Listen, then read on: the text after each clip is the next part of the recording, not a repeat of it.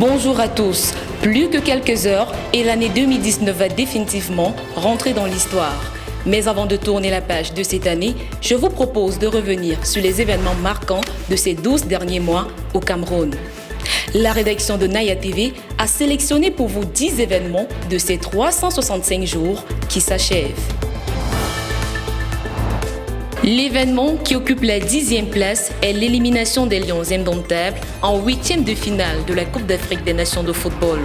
La sélection nationale du Cameroun, championne en titre, est tenue en échec par le Nigeria sur un score de 3 buts à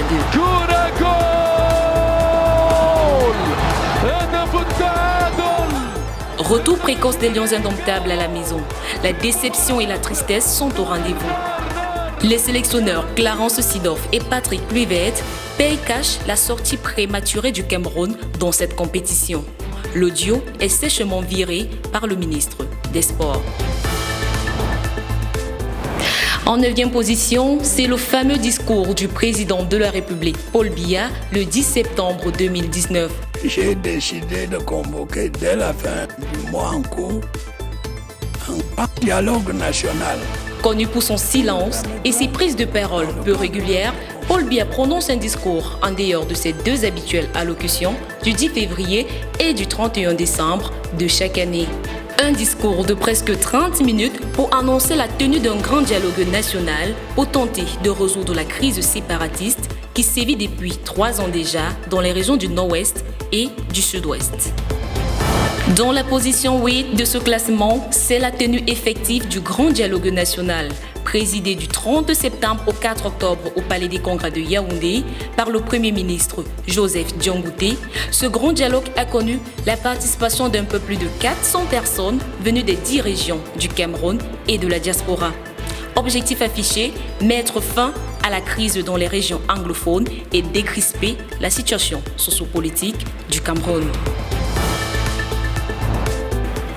C'est un événement heureux qui occupe la 7e position de ce classement, à savoir la libération de plus de 300 détenus au tribunal militaire de Yaoundé dans le cadre de la crise qui secoue les régions du Nord-Ouest et du Sud-Ouest depuis 3 ans. Cette libération des détenus fait suite à une décision du chef de l'État signée le 3 octobre 2019. C'est dans la joie et le soulagement pour les familles des détenus eux-mêmes et un espoir de paix dans les deux régions en crise. Les émeutes à la prison centrale de Yaoundé-Kondengui le 22 juillet 2019 occupent la 6e place des événements marquants de l'année 2019. Ce sont près de 600 détenus qui ont pris possession de la cour de l'établissement pénitentiaire pour dénoncer la surpopulation carcérale, les lenteurs judiciaires et le durcissement de leurs conditions de détention. Cette mutinerie a causé de nombreux dégâts et l'incendie d'une partie de cette prison qui n'est pas déjà réputée pour son confort. La 5e place est occupée une fois de plus par la politique avec la convocation du corps électoral. Le 10 novembre 2019, Paul Biya signe un décret annonçant la tenue des élections législatives et municipales pour le 9 février 2020.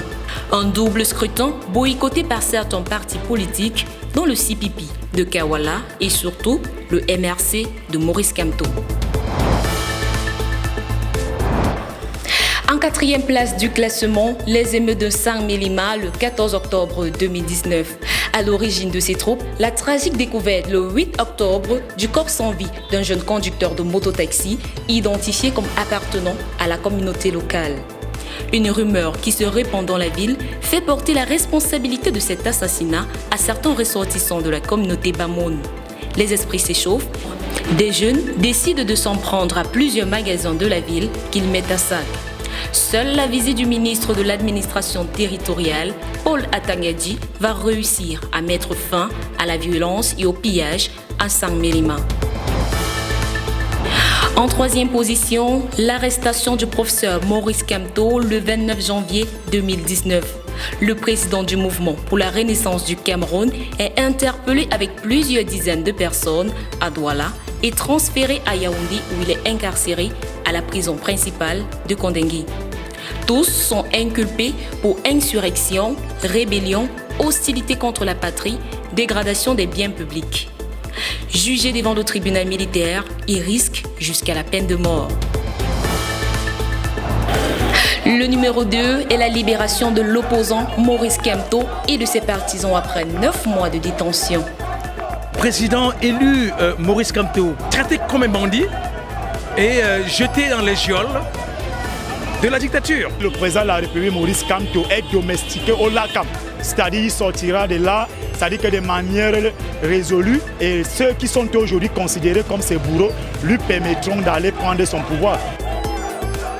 Le tribunal militaire ordonne au lendemain de la tenue du grand dialogue l'arrêt des poursuites judiciaires et la mise en liberté de 102 détenus. Une décision qui survient après un acte du président de la République annonçant la fin des poursuites judiciaires contre les militants du MRC et leurs alliés.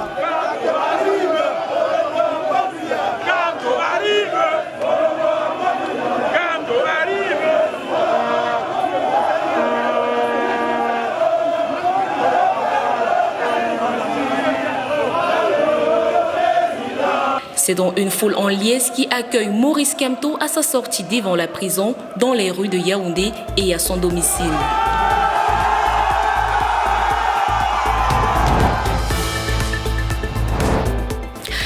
L'événement le plus marquant de l'année 2019 et qui occupe la première position de ce classement est malheureusement triste. Il s'agit d'un glissement de terrain survenu au quartier Ngouaché à Bafoussam, dans la région de l'ouest du Cameroun, dans la nuit du 28 au 29 octobre 2019. 13 maisons sont ensevelies après une forte pluie. Le bilan fait état de 43 morts, de nombreux disparus et plusieurs dizaines de blessés. Une journée de deuil national est décrétée par le président de la République pour rendre hommage aux victimes. Le quartier Ngouaché va également connaître un balai de visites de personnalités, d'artistes, de stars de football et des donateurs divers venus apporter soutien et réconfort aux victimes. C'est la fin de ce round-up des événements qui ont marqué l'année 2019 qui s'achève. Merci de nous avoir suivis. Naya TV vous souhaite à tous une bonne et heureuse année 2020. Tous nos vœux de santé, de bonheur et de prospérité. Vivement que le Cameroun et l'Afrique tout entière se portent mieux en cette nouvelle année.